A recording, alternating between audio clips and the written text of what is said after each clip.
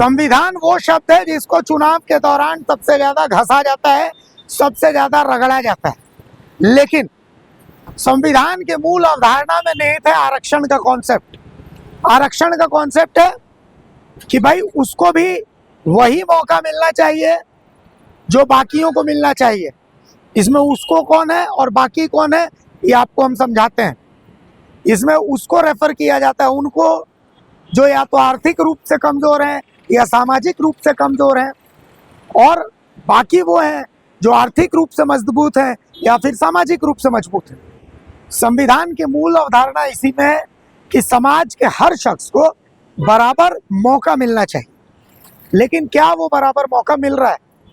नमस्कार, मेरा नाम अभिषेक भारती है और आप द भारत मित्र देख रहे हैं। संविधान को लेकर के इस ज्ञान के पीछे मेरा तर्क क्या है वो समझने से पहले मैं कुछ बोलूं उससे पहले आपको मैं ये नोटिफिकेशन दिखा देता हूँ। ये नोटिफिकेशन रांची में चौकीदार की बहाली से जुड़ा हुआ है। रांची में कई पदों पर चौकीदार की बहाली निकली, लेकिन इसमें जो सबसे देखने योग्य बात है वो क्या है?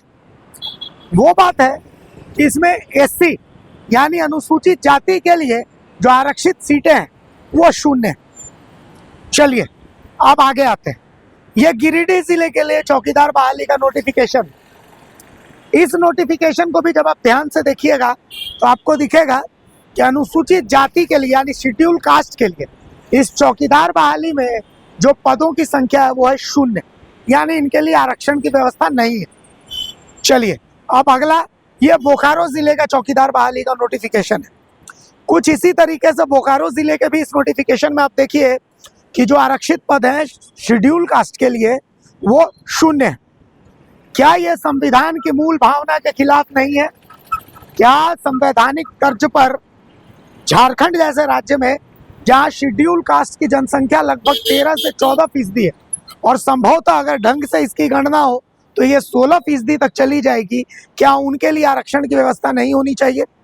क्या चौकीदार बहाली में एक भी शेड्यूल कास्ट के शख्स के लिए आरक्षण की व्यवस्था ना करना संविधान की मूल धारणा के साथ खिलवाड़ नहीं है? अब हमारे पास कुछ लोगों ने अपनी पीड़ा बताई है, हमारे साथ अपनी पीड़ा जो है वो शेयर की। हम उस पीड़ा को आपके साथ शेयर करते हैं ताकि आपको समझ में आए कि इसको लेकर के लोगों के मन में कितनी पीड़ा है। झारखंड राज्य में अनुसूचित जाति के लिए चौकीदार पद की बहाली में एक सीट भी नहीं दिया गया, जबकि झारखंड में अनुसूचित जाति की आबादी 15 से 20% लगभग है। हम लोगों की मांग है कि पहले दलित वर्ग के लिए चौकीदार की बहाली में प्राथमिकता दिया जाता था, लेकिन अभी वर्तमान समय में कैसा नियम बनाया गया कि अनुसूचित जाति के लिए एक भी पद पूरा झारखंड में नहीं दिया गया। यह समझ से परे है। सरकार को और विभाग को इस पर विलंब फैसला लेना चाहिए, नहीं तो समाज के बुद्धिजीवी और अन्य लोगों का मानना है कि इससे युवा बेरोजगारी बढ़ेगी तथा लोगों में आपस में पढ़ने लिखने की सामंजस्यता में कमी आएगी। झारखंड में चौकीदार बहाली में अनुसूचित जाति को कोई भी सीट नहीं मिला है, जिसमें कि झारखंड में कुल आबादी 15 से 20% अनुसूचित जाति का है। पहले दलित वर्ग को चौकीदार बहाली में प्राथमिकता दिया जाता था, पर वर्तमान समय में ये कैसा कानून है बनाया गया है कि अनुसूचित जाति के लिए एक भी पद नहीं दिया गया है। इसमें सरकार और विभाग को जल्द से जल्द विचार करना चाहिए और इसमें सही निर्णय लेना चाहिए। अब जब आप इन पीड़ाओं को सुन चुके हैं तो क्या लगता है, क्या संविधान की जो मूल अवधारणा उसके साथ खिलवाड़ नहीं हुआ है? क्या शेड्यूल कास्ट के लिए आरक्षण की व्यवस्था चौकीदार बहाली में नहीं होनी चाहिए? और अब एक और नोटिफिकेशन जो हम आपके सामने रखते हैं, ये नोटिफिकेशन है सीडीपीओ की बहाली का।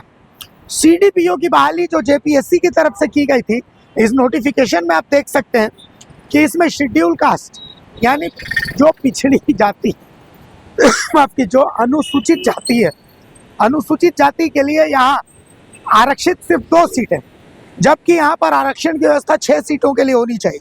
तो यहाँ भी उसी संविधान के मूल अवधारणा के साथ खिलवाड़ हुआ, जिस संविधान को सीने पर लगा करके राहुल गांधी ने बीजेपी की जो बीजेपी का जो चुनावी गणित था उसको बट्टा लगा दिया था।